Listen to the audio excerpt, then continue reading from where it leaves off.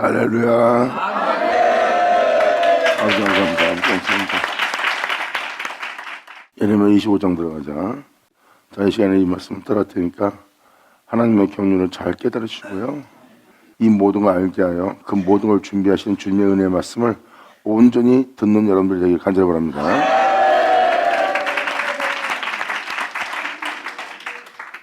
여기도 이 1절 또 특별한 의미를 갖고 있는 겁니다.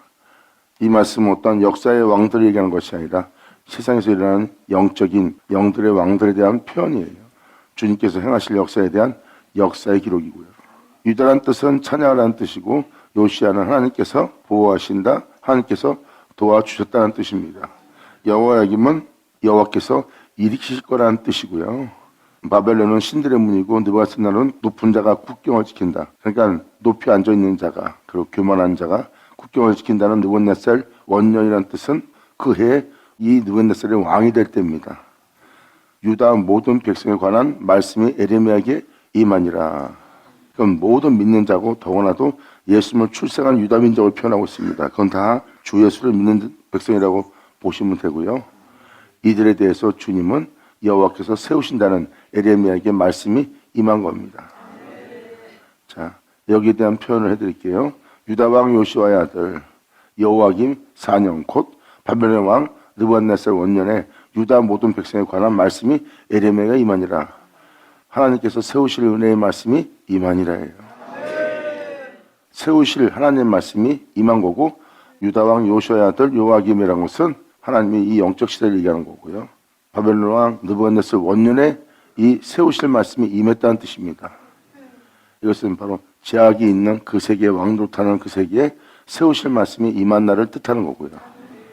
그러므로 하나님께서 이제 그 은혜 받을 자들을 보호하고 그들을 일으킬 은혜로서 역사할 말씀으로서 제약이 난무한 그 땅에 임하시는 날이에요. 느부갓네살 왕이 왕노릇할 때, 그것도 영적인 왕을 표현하는 겁니다. 세상 주관자가, 어둠의 주관자가, 바로 이러한 느부갓네살의 어둠의 주관자가 주관할 때 그 백성을 일으킬, 그 백성을 세울 하나님 말씀의 임하심을 뜻하는 겁니다. 여기서 또 하나 표현한 표현력을 잘 들어보시면, 유다 모든 백성에 관한 말씀이 모든 믿는 자에게 역사할 그들에 관한 말씀이래요. 그들에 관한 말씀은 뭐겠습니까? 주님은 그들의 모든 죄로부터, 우상 숭배로부터, 거짓된 행실로부터, 범죄한 죄로부터 그들에 대해서 주님은 말씀하시고, 그들을 또 주님의 은혜 속에서 세우고자 임하는 말씀이라는 것을 지금 표현하는 거예요. 여기서 임한 말씀이라고 표현됩니다. 연구한 말씀도 아니고, 여러분 자신 스스로가 암송한 말씀도 아니고, 이스라엘의 역사에 관한 말씀도 아닌 하늘로부터 임한 말씀입니다. 할렐루야. 그래서 여기서 임하셨다는 표현을 쓰는 거예요. 하나님으로부터 임한 말씀이에요. 임한. 그 말씀은 진리고 그 진리는 하나님이십니다. 그래서 주님께서 임하시사 하는 표현을 쓰는 거랑 똑같은 거라고 보시면 됩니다. 그리고 1절은 바로 영적인 배경을 얘기하는 겁니다. 바로 이러한 어둠의 세상 주관자가 왕노릇하며 있을 때 주님은 그들을 보호하며 그들을 도와주어서 그들을 일으킬 거란 뜻입니다. 그리고 그들을 세우기 위한 하나님의 말씀이 임하였더라 하는 영적 내용이에요. 그러므로 선지자 에레미야가 유다 모든 백성의 모든 믿는 자에게 하나님의 몸된 성전인 예루살렘의 모든 거민에게 고하여 가로되, 유다 왕 암몬의 아들 요시야 13년부터, 유다 왕 암몬 충실한 자라는 뜻이고, 아들 요시야 하나님이 도우셨다, 하나님이 보호하신다는 뜻을 갖고 있습니다. 그러므로 믿는 자가 주님한테 충실하고, 충실한 자를 하나님이 보호하시고, 보호하는 13년부터 오늘날까지 23년 동안에 여호와의 말씀이 내게 임하시기로, 그들을 세우게 할 말씀이 임하기로 내가 너에게 이르되 부지런히 일렀으나 너희가 듣지 아니하였으며, 여호와께서 그 모든 종 선자를 너에게 보내시되 부지런히 보냈으나 너희가 듣지 아니하였으므로 귀를 기울여 들으려고 하지도 아니었다고 표현합니다. 이 은혜가 어떤 말씀인지 다음 절로 표현합니다. 이르시기로 너희는 각기 악한 길과 너희의 악행에서 돌이키라. 여러분이 가는 길은 죄인의 길이래요. 그리고 여러분의 행실은 악행의 행실이래요. 그러므로 그 죄인의 길에서 악한 행실로부터 너희는 돌이키라. 그리하면 나 여호와가 너희와 너희 옛적에 주어 영원히 있게 한 그 땅에 너희를 거하게 하게 할 것이라는 거예요. 할렐루야. 즉 주님께서는 하나님 말씀에 충성되고 순종한 자들을 돕고 보호하면서 주님은 그들을 세울 거라고 일으킬 거라고 표현하는 표현입니다. 그 임하신 말씀은 여러분들의 모든 악한 길과 악행의 길로부터 악행의 행실로부터 다 돌이키게 하는 말씀이고, 그리고 돌이키게 함으로 말미암아 하나님께서 열적에 주셨던 그 영원한 땅에 여러분들을 거하게 할 수 있는 말씀을 보내셨다는 뜻입니다.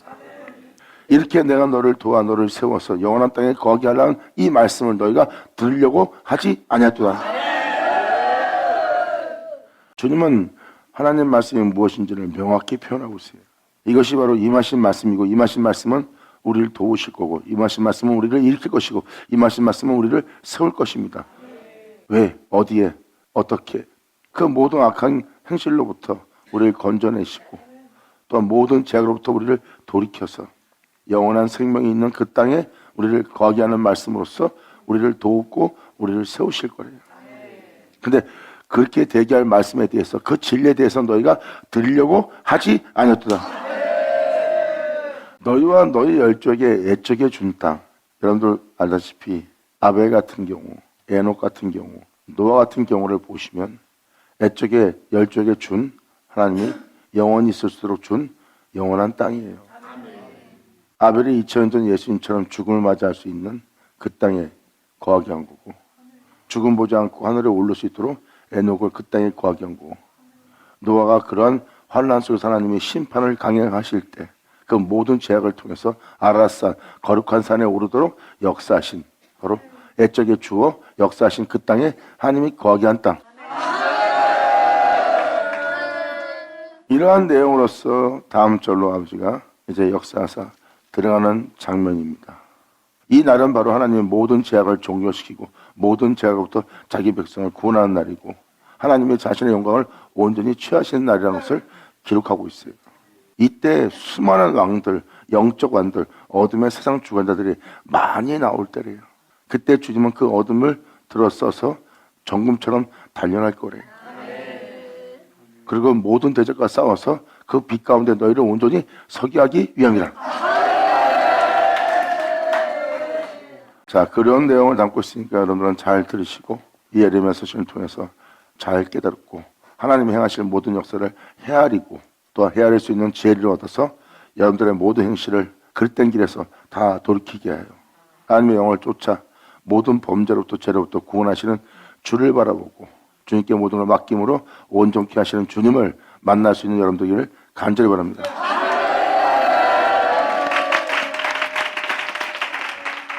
그러면 1절부터 5절까지의 내용을 보면 바로 이것을 한마디로 함축해서, 하나님은 어둠의 세상 주관자가, 그것도 느부갓네살이란 그 왕이 주관하는 영적 어둠의 시대에 주님은 자신에게 충실할 자, 나를 믿고 충실한 상태에서 말씀대로 행하고자 하는 자들을 내가 돕고 보호하여 그들을 진리에 따라 행할 수 있도록 일으킬 것이다. 그리고 그들을 세울 하나님의 말씀을 보낸다는 뜻입니다. 하지만 그렇게 세울 은혜의 말씀에 대해서 너희가 들려하지도 않고 귀를 기울이지 않고 있는 그 임하신 그 말씀은 무엇이냐? 옛적에 네 조상들에게 주어서 영원히 있게 한 그 땅에 거하게 하는 말씀인데, 그것을 너희가 들려오다 하지 않고 귀를 기울이도 않고 있다는 거예요. 그러한 내용으로 시작되면서 이제 역사하는 말씀이에요. 이 뜻은 바로 무엇입니까? 하나님이 여러분들을 영원히 있게 할 땅에 거하게 할 말씀으로서 이 땅에 임하셨다는 뜻입니다. 그 임하신 말씀, 여러분들을 세우실 말씀, 온전케 하신 말씀, 영원한 땅에 거하게 할 말씀, 조상들을 세우게 했던 그 말씀이 임했는데, 그 말씀에 대한 그 말씀을 전하고 있는데도 그 말씀을 들으려고 하지 않는다는 거예요. 이게 바로 여태까지 하나님의 역사였던, 선지자 중에서 역사였던 하나님의 말씀입니다. 이렇게 여러분들을 세울 영원한 땅에 거하게 하는 말씀이 있다는 것을 여러분들은 아셔야 되고, 그 말씀은 영적인 하나님의 은혜로서 하늘로부터 하나님의 말씀이 임하여 우리를 영원한 땅에 거하게 하는 하나님의 말씀이 있음을, 계심을 여러분한테 알게 하는 거죠. 할렐루야!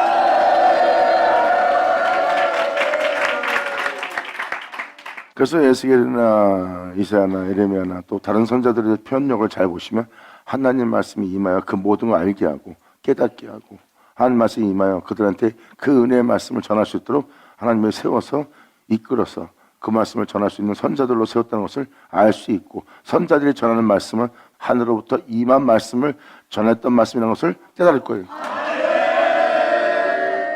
그래서 지금도 여러분한테 이 5절을 통하여 이 말씀을 계속 강조하는 이유는 하늘로부터 임한 말씀을 알게 하기 위해서예요. 이 모양 저 모양으로 선자를 통해서 역사한 말씀, 그리고 그 모든 날 마지막 날에 아들로 말씀하시고 그 모든 걸 이루시고 끝내신다고 그랬어요. 아들이 그 모든 말씀을 전할 수 있도록 하나님은 이 모양 저 모양으로 선자를 통해서 역사했고, 역사한 말씀을 하늘에 모아두었다가 마지막 날 아들로한테 그 모든 걸 맡겼고, 선자로 이 모양 저 모양 역사했던 말씀을 그대로 여러분 땅에 이루어 주도록 그 말씀을 전하며 십자가에서 그 모든 걸 이루시고 끝마친 분이 예수님이에요. 할렐루야! 그리고 하나님은 그날에 그때 마지막 날에 주님의 만백성을 위해서, 특히 나 여호와를 위해서라고 표현하고 있습니다. 내 자신의 이름을 위해서, 나의 영광과 나의 영원함을 위해서, 내가 또 너희를 위해서 이 땅에 내가 또 올라간 모아둔 말씀이 있다는 거예요. 그날에 그때를 위해서 하나님은 하늘에 저장해 두었고, 그것은 바로 골수에 기름진 것이요 맑은 포도주로 만든 하나님의 말씀이라고 표현합니다. 이게 이사야 서신에 나와 있는 하늘로부터 하나님이 오시는, 하나님이 모아둔 하나님의 모든 말씀을 뜻하는 거예요. 이것이 바로 그때 이 은혜의 말씀을 쏟아부어 만 백성들로 주님으로 인해 기뻐하고 즐거워하게 할 하나님의 생명의 말씀이라는 것을 표현하고 있어요. 마지막 날 것을 만 백성에게 쏟아부는 날이고, 그 은혜를 통하여 이것을 하나님의 참 백성들을 표현하고 있습니다. 이게 70일 할 때 이 모든 말씀을 들을 때가 온다는 거예요. 그래서 여러분들은 사람이 전하는 말씀이 아니, 이 땅에서 흔히 읽을 수 있는 성경에 대한 말씀이 아니, 하늘로부터 임한 하나님의 말씀에 관하여 여러분이 들을 때가 올 거래요.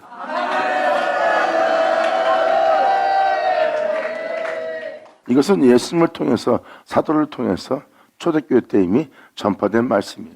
그리고 70일 때, 마지막 때는 선자들을 통해서, 사도를 통해서, 예수님을 통해서 역사하셨던 그 모든 말씀이 이제 또 한 번에 쏟아지는 날을 표현하고 있는 거예요. 그래서 여러분들의 귀에 응하게 할 말씀을 들을 것이라는 걸 사도 바울도, 사도 요한도, 베드로도 그것을 표현하고 있어요. 동일한 말씀을 하나님이 예비해 두었다 그랬어요. 이것을 베드로가 증거했습니다. 바로 이사야는 어둠의 주관자의 하늘을 주관하고 있는 영들이 큰 소리 치며 떠나가게 할 동일한 말씀을 하나님이 예비해 두셨고, 그 말씀이 임할 때 그것은 큰 소리 치며 떠나갈 것이고, 사람들이 행한 모든 행실을 드러낸 날이라고 그랬어요. 그래서 베드로후서 3장에 의의 권한자가 되어서 하나님이 자신을 새롭게 할 나라를 바라보는 자가 되게끔 그 동일한 말씀을 하나님이 준비해뒀다 그랬어요.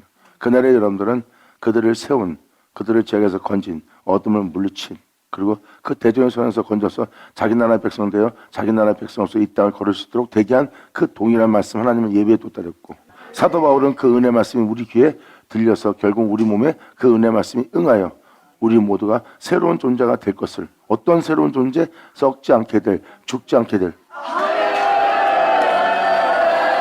할렐루야! 이것을 사도 요한은 또한 요한복음 1장에 그 말씀을, 태초의 말씀을 영접할 자, 그 태초의 말씀은 빛이요 그 빛 안에 모든 영혼들의 생명이 있으니 그 빛이 바로 여러분 귀에 들릴 수 있도록 듣게 한 빛의 말씀이요, 하나님은 그 은혜의 말씀을 보내어 여러분들을 세우고자, 또 여러분들을 도우고자, 여러분들을 이기고자 그 모든 악한 행실로부터 돌이켜서 빛 가운데 행할 수 있도록 빛으로 오신 그 말씀이 있음을 표현하고 있습니다. 그리고 사도 요한은 요한일서 1장에 그 영원한 생명의 말씀에 관하여 귀로 들었고 눈으로 보았고 주목해서 그 영원한 생명에 관한 말씀을 내가 만진 바 되었다 그랬어요. 이제 사람들을 영원히 살게 할 그 생명의 말씀이 모든 믿는 자에게, 성도들에게 나타났으니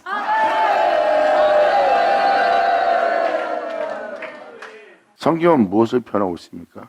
토기에 담아둔 말씀, 바로 사람들이 보고 읽고 깨닫고 헤아릴 수 있고 연구할 수 있는 말씀을 하나님은 토기에 담아둔다 그랬어요. 그것은 인간들이 즐겨볼 수 있는 말씀으로서 이 땅에 놔둔 말씀이래요. 하지만 하늘 위의 말씀은 하나님이 그날의 그때가 되어 허락되지 않는 한 하늘로부터 오는 임한 말씀은 여러분이 만나지 못할 거래요. 하나님이 축복하사 그 모든 일을 새롭게 하고자 그들이 바로 그 새로운 말씀이 임할 때 하나님의 인봉을 떼셔야지만 하늘로부터 임하는 말씀을 여러분들은 영접할 수 있고 그때 여러분들은 밭과 집을 새롭게 다시 사야 되는 날이에요. 바로 그게 예레미야 32장에 나오는 내용이네요. 이렇게 하늘로부터 오지 않으면 만날 수 없는 말씀이 있어요. 그 말씀을 여러분들이 만나는 날이래요.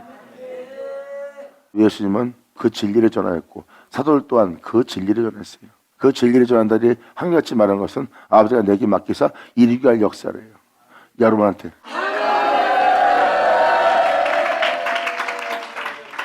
이루게 할 그 진리를 여러분이 하나님의 영광을 얻을 수 있는 예수 그리스도의 영광을 얻을 수 있는 성령의 거룩하게 하심을 받을 수 있는 그 진리의 복음을 전하는 자가 사도들입니다. 그런데 그 사도들이 한결같이 표현합니다.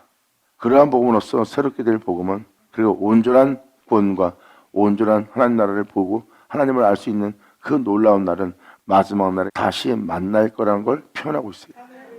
그러므로 그 말씀은 그날의 그때가 돼야지만 그 은혜의 말씀을 여러분이 들을 수 있다는 거예요. 그러므로 그 말씀에 믿음 보인 자는 살아 역사하는 말씀을 자신들이 스스로 직접 경험하게 될 겁니다. 그 말씀은 살아 역사할 말씀이고 여러분 땅에 증언이 있을 것이고 여러분 땅에 성취가 일어날 거래요. 어떻게 응한다? 바로 사망이 이김에게 삼킨바 된다는 것은 주님의 생명이 여러분 속에 있는 사망을 삼킨다는 뜻입니다. 여러분들의 몸은 썩고 죽을 수밖에 없는 몸이에요. 근데 성경은 말합니다. 여러분 자신이 썩고 죽을 것을 통하여 살던 여러분들의 삶 속에 새로운 변화가 일어날 거래요. 썩고 죽을 삶을 살았다면 이젠 썩지 않고 죽지 않게 할 삶을 살 거래요. 여러분들은 그 옷을 입는 자가 되어 그 은혜의 실상을 직접 여러분이 경험하도록 그렇게 이루어진다는 기록된 말씀이 여러분 땅에 응하는 날. 아멘. 예수 나오죠. 그러니까 여러분들은 응하게 할, 이루어지게 할 임하신 말씀을 여러분이 직접 듣고 영접한 날이에요. 주님은 바로 이어서 6절로 표현합니다. 그러므로 너희는 다른 신을 쫓아 섬기거나 숭배하지 말며 내가 너를 영원한 땅에 거하게 하려고 하니까 너는 다른 신을 쫓아 섬기거나 숭배하지 말며 너희 손으로 만든 것을 인하여 나의 노를 격동치 말라. 그리하면 내가 너희를 해치지 아니하리라 하였으나 하나님이 해치지 않을 거래요. 다른 신을 쫓아 섬기거나 숭배하지 않고 자기 손으로 만든 것으로 인하여 하나님을 격동치 않게 한다면 하나님이 여러분들을 해하지 않을 거래요. 근데 하나님이 해할 수 있게 다른 신을 쫓고 숭배하며 자기의 손으로 만든 것을 기뻐하는 자가 되었다는 겁니다. 이것이 바로 이사야 58장에 기록되었듯이 안식일날 그분의 이름을 위해서, 그분의 영광을 위해서, 그분을 영화롭게 하기 위해서 그분만을 바라보면서 자신의 방법과 자신의 즐거움을 쫓지 않는 자. 이건 뭐예요? 태초에 천지를 창조한 자가 주님입니다. 그분 외엔 다른 신을 섬기지 않는 자. 자기 손으로 만든 것을 기뻐하고 즐거워하는 자가 아닌 자기 방법을 선택하고 자기의 즐거움을 쫓는 자가 아니라 그분만을 위해서 안식일을 지키는 자. 지금 저는 이런 걸 표현할 때가 제일 힘들어요. 다른 신을 쫓지 않는다. 그럼 여러분들은 나 예수 믿고 있어. 난 다른 신 믿은 적 없어. 여기서 표현한 표현법을 잘 보시면 유대인들은 2000년 전 예수님이 왔을 때 하나님의 이름을 부르고 하나님을 믿고 있었어요. 2000년 전 예수님이 자기 백성 때문에 오신 분이요. 그들과 예수님이 대화하는 대화를 잘 보세요. 자신들은 아브라함의 자손이래요. 자신들은 유일신이신 하나님을 믿고 있대요. 그리고 자신들은 그 하나님의 자녀요, 그 하나님의 백성으로 표현합니다. 근데 하나님의 아들인 예수님은 너희가 아브라함의 자손인 줄 내가 아노라. 근데 너희는 아브라함의 행실을 행하지 않고 있다는 거예요. 아브라함은 그렇지 않았다고 표현합니다. 이것은 바로 유일신의 이름을 부르며 유일신을 믿고 있으나 그들의 행실은 다른 신을 쫓았기 때문에 마귀의 새끼라고 표현하고 그들이 다른 신을 숭배하고 자기의 손으로 만든 것을 기뻐하고 즐거운 자가 되었기에 주님은 그들을 독사의 새끼라고 그 욕심을 따라 행하는 다른 신을 쫀다라고 예수님을 정확히 표현했어요. 유일신이신 그분을 아버지라 부르며 그 신을 쫀 자가 바로 나다. 그러므로 너희 속에 그분에 대한 사랑이 없음을 내가 아노라. 하나님은 말씀하십니다. 또 사도 바울도 표현하고 있고요. 바로 이스라엘 백성은 원가지입니다.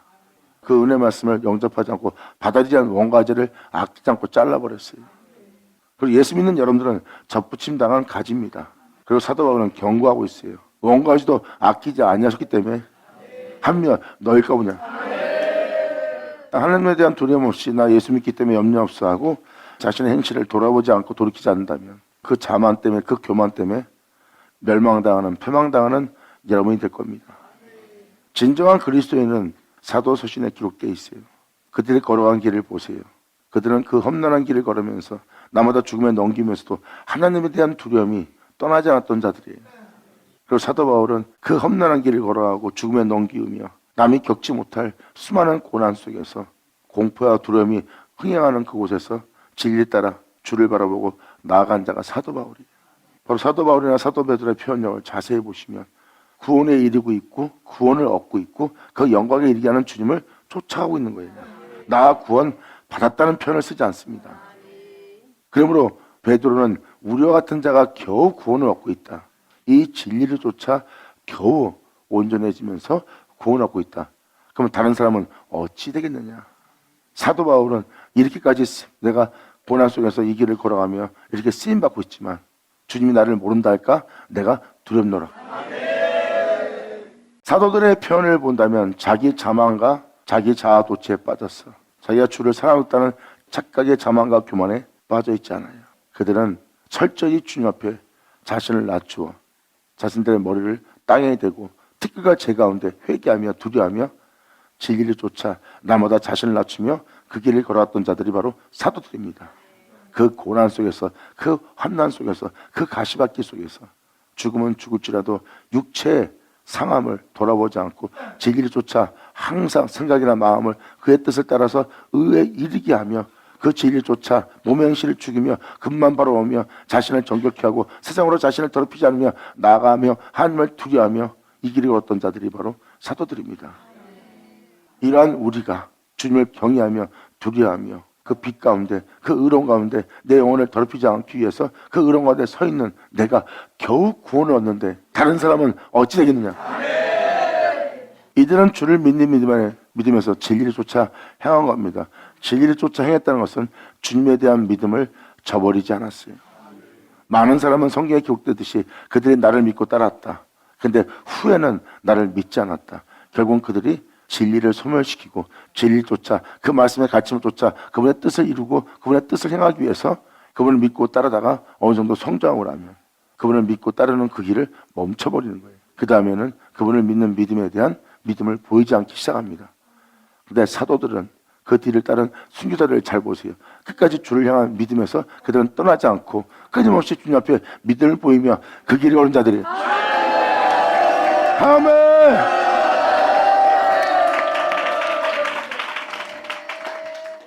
선자가 갔을 때마다 그들은 유일신 하나님을 믿는 자였고 또 그 아들 예수님이 갔을 때도 유일신이신 하나님을 믿는 자였어요. 그들은 우상 숭배자가 아니에요. 현실적으로 본다면.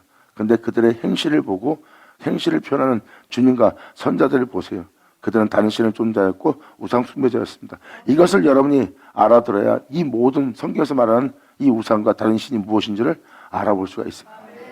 그래서 지금 하는 말씀은 여러분들이 계속 듣고 알려고 하셔야 돼요.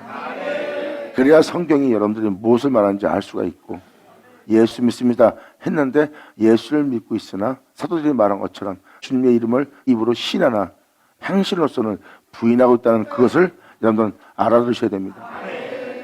믿음으로써 주님을 위해서 그 땅을 걸어야 될, 진리를 따라야 될, 또한 진리에 대한 믿음을 보이며 끊임없이 진리의 열매를 맺어야 될 그 열매에 그 진리의 믿음을 보이지 않는 삶이 되어버린 거예요.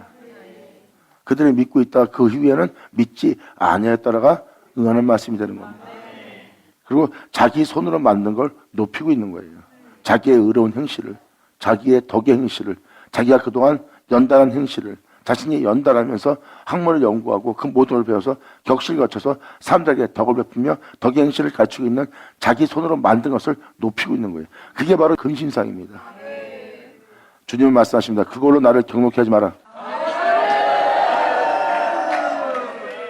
그래서 여기서 표현하고 있는 표현은 다른 신을 쫓고 섬기거나 숭배하지 말라는 거예요. 그래서 너의 손으로 만든 것을 높이지 말래요. 근데 2000년 전 그들은 예수를 만났고 그들은 자기 손으로 만든 것을 높였어요. 겉모습만 깨끗한 자들이요 속은 그렇지 않다. 근데 그들은 영원한 영광의 주를 보고도 그것은 영접하지 않고 믿지 않고 신뢰하지 않고 자신들의 의로움을 자신의 손으로 만든 것을 더 높이고 신뢰하는 그들의 모습을 볼 수가 있어요. 그리고 그들은 아브라함의 자손이라고 자기의 조상은 아브라함이라고 우리 아버지라고 표현합니다. 그런데 예수님은 그들한테 이렇게 말합니다. 네가 아브라함의 자손이면 아브라함의 행사를 보여야 하거늘 난 너희에게서 아브라함의 행사를 볼 수가 없대요. 아브라함의 행사가 뭔지 아십니까? 아브라함의 행사는 하나님의 빛비침에 임하신 말씀을 경험했고 그 말씀의 빛비침에 본토 아비 집에서 떠났어요. 갈대아 우르에서 떠나 그 제약을 떠나 말씀을 쫓는 자가 되었어요. 그리고 말씀을 쫓는 그 말씀을 통하여 하나님의 영원한 약속에 대한 말씀을 듣게 되었고 듣게 된 그 말씀에 대해서 아브라함은 믿음을 보였고 그 믿음은 끊임없이 그 말씀을 쫓았어요. 그 말씀에 대한 믿음을 보이는 아브라함은 그 후에는 믿지 않았다가 아니라 태의 죽음을 알고도 끝까지 믿었더라. 할렐루야! 아멘! 아브라함 얘기가 등장하는 것은 사도들도 아브라함에 대해서 얘기합니다. 아브라함은 사라와 아브라함 자신도 늙었고 태의 죽음을 알고 있는 상태예요. 그래도 하나님의 말씀을 믿고 쫓았던 아브라함은 끊임없이 그 말씀에 대한 믿음을 태의 죽음을 알고도 저버리지 않고 주님께 끝까지 이후엔 믿지 않았던 게 아니라 계속 그 말씀에 대해서 말씀을 쫓으며 믿음을 보인 겁니다. 말씀을 쫓으려면 여러분들의 애것에 있으면 안 됩니다. 육체에 머물면 말씀을 쫓을 수 없어요. 왜? 무엇을 먹을까 입을까 마실까 염려하며 여러분들은 이 세상의 주관자를 쫓아야 됩니다. 그러므로 하나님을 쫓아 살 수 없고 육체의 삶의 방식에 이 세상에 전혀 어울리지 않는 진리의 세계입니다. 그런데 아브라함은 그 모든 걸 잃을지라도 그 말씀을 믿는 믿음을 보였고 그 말씀을 쫓는 자가 되어서 태의 죽음을 알고도 이후에는 믿지 않았던 게 아니라 끝까지 믿어 하나님이 의롭다는 아브라함이 되었어요. 할렐루야! 이것이 바로 예수님이 표현했던 아브라함의 행사입니다. 근데 그들은 여러분이 알다시피 그들의 행실을 보면 다른 신을 쫓고 있고 다른 신을 섬기고 다른 신을 숭배하고 있어요. 예수님 말씀하십니다. 나는 하나님 아버지 너희가 하나님이란 그 하나님을 섬기노라. 아멘.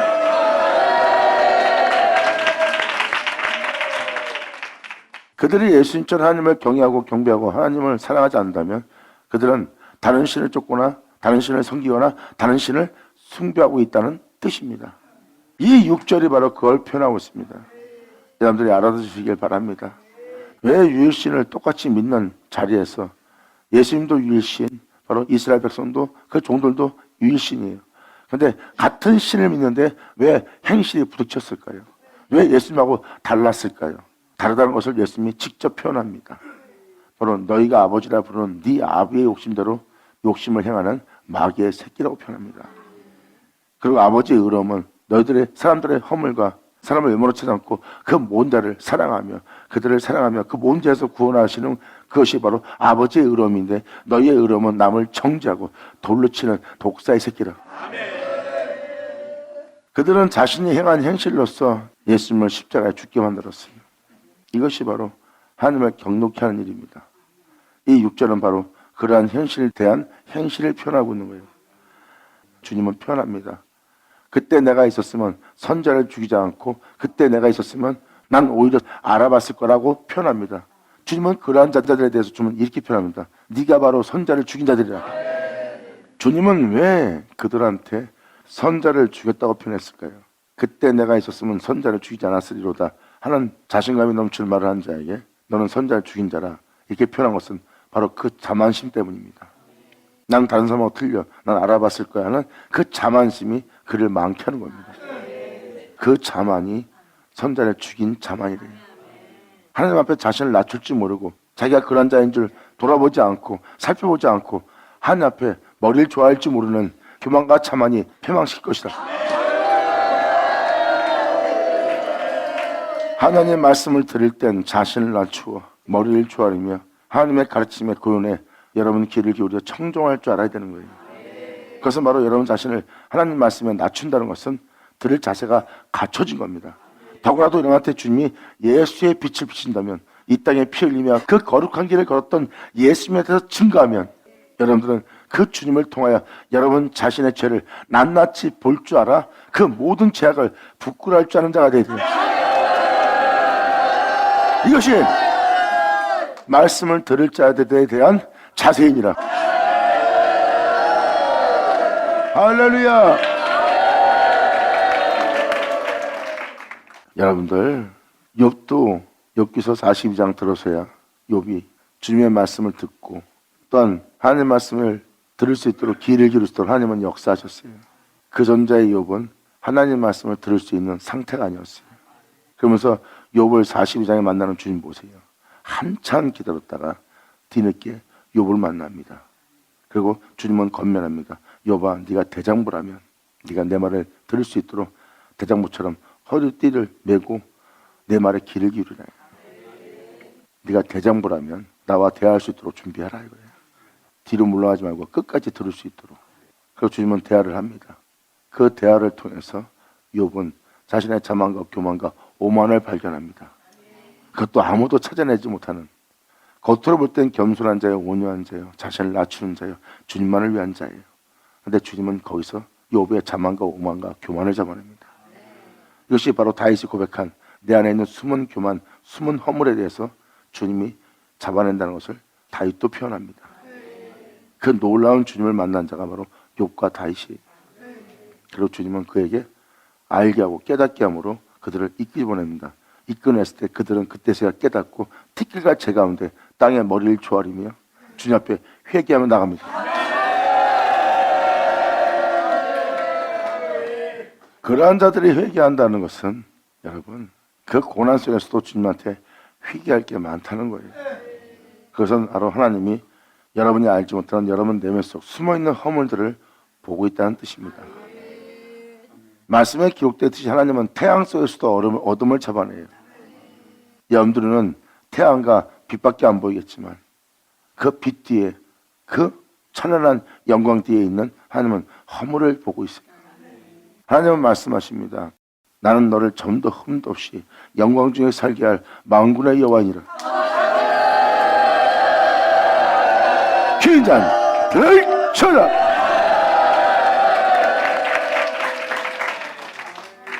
하나님은 자만과 오만과 교만을 싫어합니다. 왜냐하면 교만은 눈을 멀게 하고 오만도 자만도 눈을 멀게 해서 하나님을 못 알아보게 합니다. 그리고 그 교만은 하나님보다 자신을 우위에 둡니다. 더 높이는 자가 돼요. 만약에 그렇지 않다면 하나님 앞에 항상 하나님을 두려워하며 하나님 앞에서 공의를 굳게 하는 행실을 행하지 않습니다. 그래서 자동으로 겸손하고 온유한 자가 될 수밖에 없어요.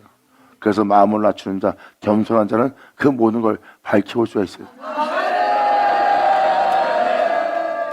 그래서 사도들이나 그 길 걸은 자들이 나는 아무것도 아니야 하고 그 땅을 걸었던 것을 볼 수 있습니다. 그렇게 몇십 년 동안 주를 위해서 죽음을 넘나들며 그 일을 했는데도 그들은 주님 앞에 나는 아무것도 아닌 존재예요. 내가 주님 앞에 이렇게 쓰임받는 영광을 누리고 복받는 자로서 내가 있다고 그러나 주님이 나중에 나를 모른다 할까봐 내가 두려워하나이다. 그리고 버림받을까 봐 두려웠고요. 그들은 자신이 해왔던 일에 대해서 우월성을 갖지 않습니다. 그래서 사도 바울은 자신이 한 일을 뒤로 던진다는 거예요. 그걸 가지고 있으면 자기가 고만과 오만 속에 있고 자기의 잘난 속에 있기 때문에 내가 주를 위해서 무엇을 했다는 것을 모아두기 때문에 자기 한 일을 뒤로 던져버린대요. 그리고 주님이 부르신 그 은혜를 따라만 끊임없이 진리조차 날마다 이제 시작인 것처럼 그 진리를 믿고 진리를 쫓는대요. 할렐루야.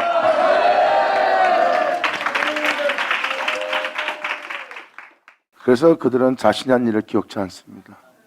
진짜 하나님 하신 일을 본 자는 자신을 아무것도 아닌 자가 되게 합니다.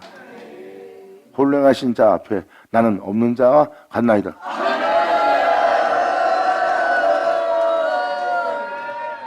이것이 바로 여러분들을 밝히 보게 할 온전한 세계입니다. 그래서 교만과 자만은 패망의 선봉이라고 표현하고 있습니다. 그래서 주님이 지금 친히 말씀하십니다. 이러한 일로 나를 경록히 하지 마라. 그리하면 내가 너를 해치지 아니하리라 하였으나. 근데도 그들은 자신의 악한 길에서 악한 행실에서 돌이킬지 모릅니다. 7절로 이렇게 말합니다. 너희가 내 말을 듣지 아니하고 너희 손으로 만든 것으로 나의 노를 격동하여 스스로 네 자신이 해하고 있느니라. 예수님은 의인을 부르는 것이 아니라고 표현했어요. 나는 의인을 부르는 것이 아니라 죄인을 부르러 왔대요. 나는 죄인의 죄를 사할 것이며 또한 그 죄인의 죄로부터 그들을 구원할 것이며 또한 영원한 생명길로 가고 있는 나의 뒤를 따르게 하기 위해서 내가 그들을 죄인들을 부르러 왔대요. 그런데 자신이 의인한 자들은 예수님 앞에서 나를 모욕하나이다 하고 자신을 비방하는 예수님에 대해서 악을 품습니다.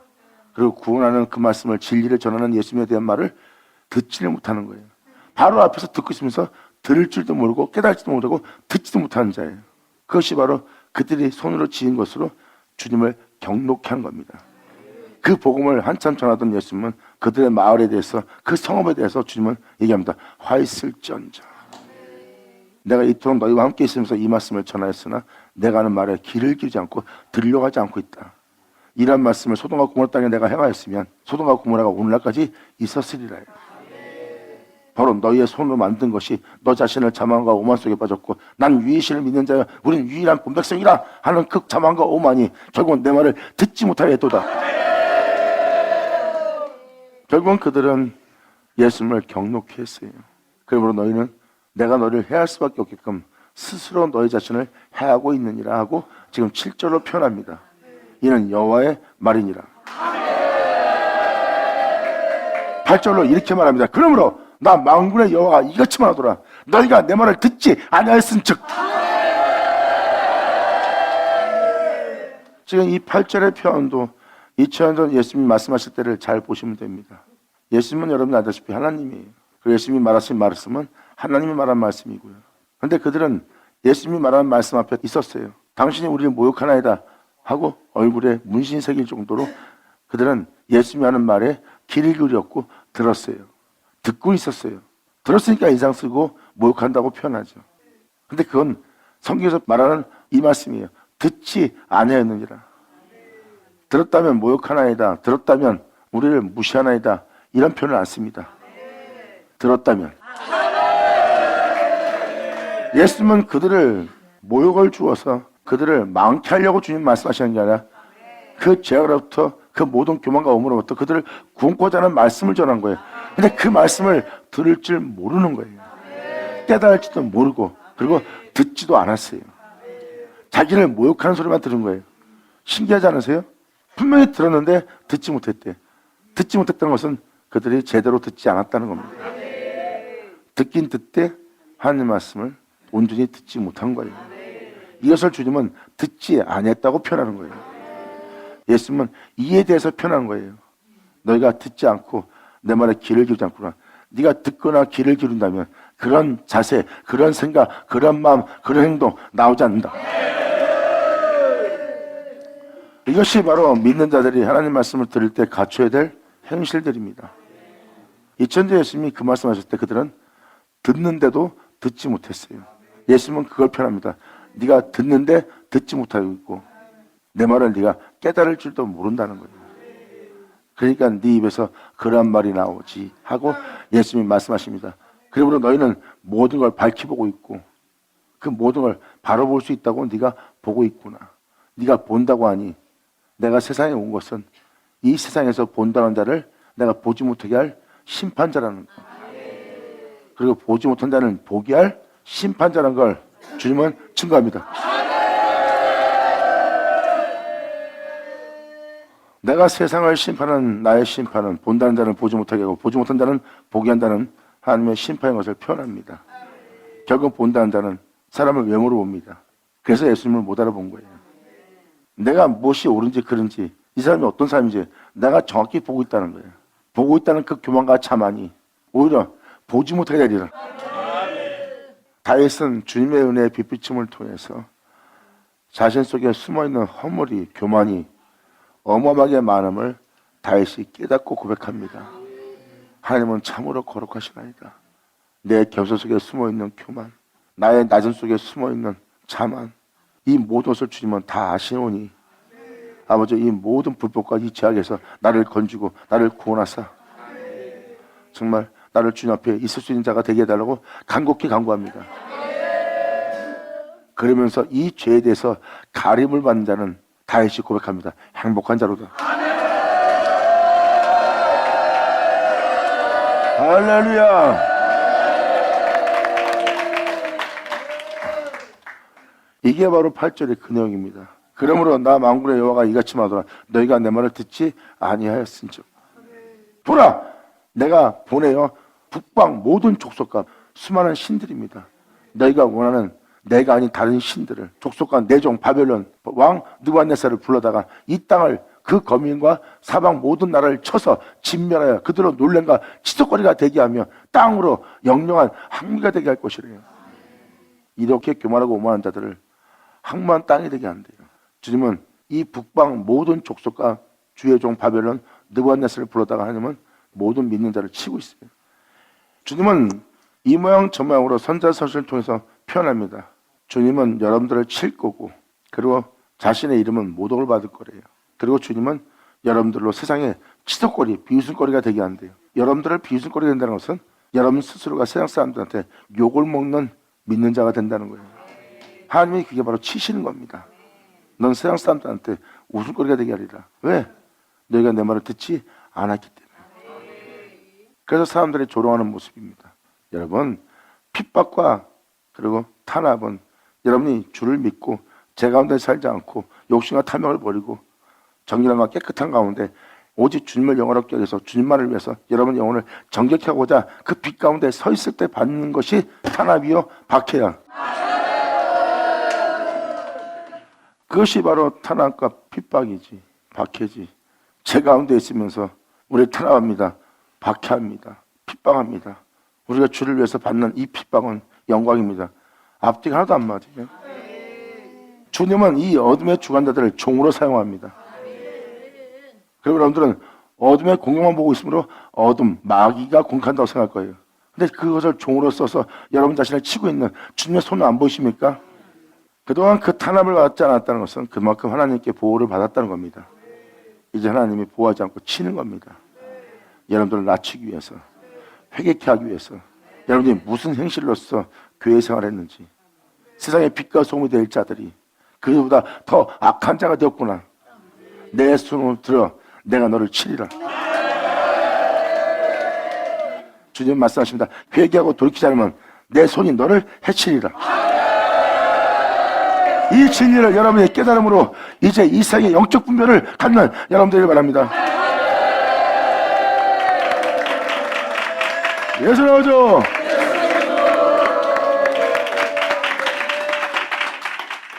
그래서 1절부터 9절까지의 내용을 보시고 나면 이제 여러분들의 영 상태가 10절 내용과 똑같다는 걸 깨달을 겁니다. 여러분들은 예수 믿는 자들이에요. 예수 믿고 예수로 인해 기뻐했던 자들이 바로 분들입니다. 그리고 예수님을 향한 열정이 뜨거웠고 세상에 어떤 것도 필요 없던 자들이 여러분들입니다. 예수 믿고 행복해했고 교회 나가는 것이 즐거웠고 교회에서 예배드리는 것이 만족스러울 정도로 모든 유흥을 다 끊고 세상 즐거움을 끊고 교회에 나가 기뻐 부르며 찬송하며 신랑이신 예수님을 통해서 기뻐했던 여러분들이 여러분의 진짜 신앙이었어요. 이제 오히려 교회가 세상 사람들에게 놀랄거리가 되고 조롱거리가 되었어요. 그리고 세상 어둠의 주관자들은 탄압하고 있고요. 우리가 의인으로서 빛과 소금으로서의 탄압과 박해를 받고 있습니까? 아니에요. 우리의 죄 때문에 지금 우리가 매를 맞는 거예요. 진정한 탄압과 핍박은 제 가운데 살지 않는 무죄한 곳에 있는 자들의 모습이에요. 선자들이 진리를 전했고 그 진리를 전하는 자들은 그 진리조차 행하고 있었고 그들처럼 진실처럼 돌변하지 않고 자기 위에서 살지 않고 그 진리 가운데 선자는 행했고 그 선자를 핍박하고 죽이려는 그들은 무지한 자의 피를 흘리고 있는 거예요. 그게 탄압이야, 핍박이야. 이런 것을 여러분이 구분할 줄 알아야죠. 매를 맞춰서 매를 맞고 있으면서 자기가 박해받는 의의라고 착각하는 거예요. 마귀는 그 착각 속에 놔두는 거예요. 여러분들은 이 모든 말씀에 대해 듣고 그 모든 걸 깨닫고 모든 걸 밝히고는 여러분들이 하시기 바랍니다. 그러면 한 문제 되게 할 것이라 10절로 이렇게 말합니다. 내가 그들 중에 기뻐하는 소리와 즐거워하는 소리와 예수로 기뻐하고 예수로 말씀하시는 신랑의 소리와 그 신랑을 통하여 기뻐하는 신부의 소리와 그 모든 걸 곱게 갈아서 여러분들이 은혜를 받아야 될 맷돌 소리와 등불, 여러분들의 빛을 비춰 어둠을 잡아내고 빛 가운데 나가게 할 등불의 빛이 끊어지게 하리니 예수로 인해 기뻐할 일이 없는 거예요. 예수 얘기하지 마세요. 내가 지금 힘들어요. 난 지금 위로가 필요합니다. 내가 지금 돈이 필요합니다. 내가 사회생활에 형통함이 필요합니다. 세상에서 내가 복받기를 원합니다. 예수 얘기하지 마세요. 십자가는 예수 얘기하지 마세요. 그냥 난 믿습니다 하면 된 거지. 뭘 자꾸 피 흘린 예수만 얘기하십니까? 내가 필요한 건 위로와 세상의 형통과 돈과 명예와 권세와 세상으로부터 받는 복이 필요합니다. 난 이게 없어서 내 삶이 찌들고 찌들었나이다. 이제 내가 예수로 인해 기뻐하고 십자가는 그분의 피 흘림으로 내가 마음이 녹아내라 그로 인해 즐거워할 수 있는 신부의 모습으로 내가 살 수 없나이다. 난 이제 먹고 살기 바쁩니다. 10절이 응하였느니라. 귀단들을 쳐다.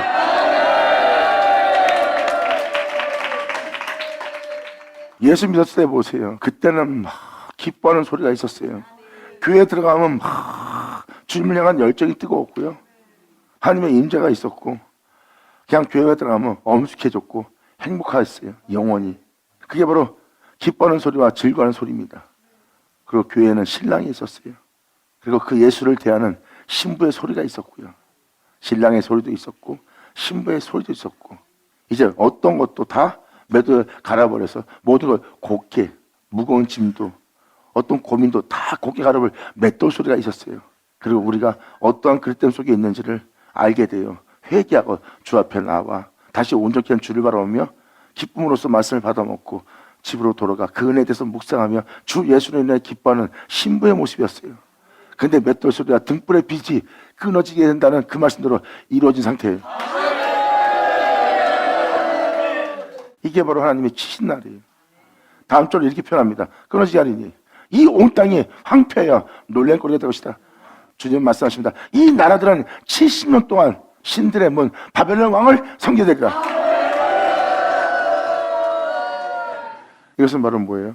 다 그릇대로 제갈대로가 진리가 아닌 비진리 속에 섬기며 살아갈 존재가 될 거래요. 결국 주님은 여러분이 보고 있는 모든 제약을 주님은 보게 합니다. 그 제약 속에서 살고 그 제약을 보는 것이 고통스럽고 힘들지 하고 여러분들로 주님은 경험케 합니다. 그리고 주님 말씀하십니다. 나는 그 제약을 종결시키리라. 아멘. 네가 죄로 인하여 고통스러워하고 남의 죄로 인하여 네 죄로 인하여 이 세상을 통해서 겪는 모든 고통스러움과 괴로움, 상함 끝마치게 거래요. 그리고 나의 영원함으로 나의 영광으로 나의 영원함으로 나의 참됨으로 나의 의로움으로 너희가 행복해하고 기뻐하며 살아가게 할 세계로서 도래하며 그 모두를 끝마친다는 게 바로 다니엘서 9장입니다. 이제 이 죄 가운데 살던 너희 눈에 흐르는 눈물을 내가 다 유래주고 닦아주고 너희들을 내가 이제 쉬게 하리라 해요. 자신의 영원한 행복 속에서. 감사합니다. 아멘.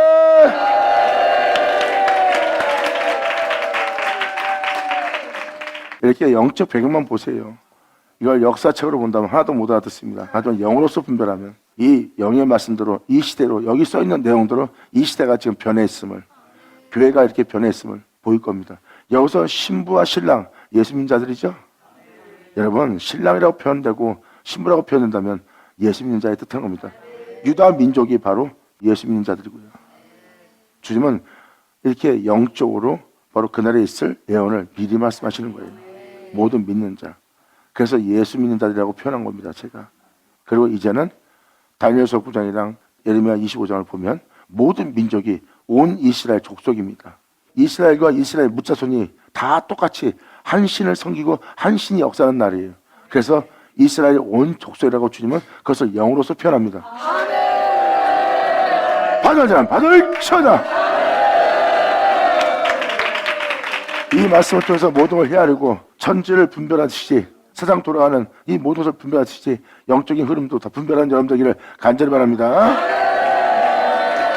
자, 기도하겠습니다. 하나님 아버지 감사합니다. 영광 홀로 받으시옵소서. 이 귀한 시간 허락하셔서 이 모든 것을 빛을 비추어 이 모든 걸 헤아리고 아버지 행하시는 모든 역사를 알 수 있도록 역사해 주심을 감사합니다.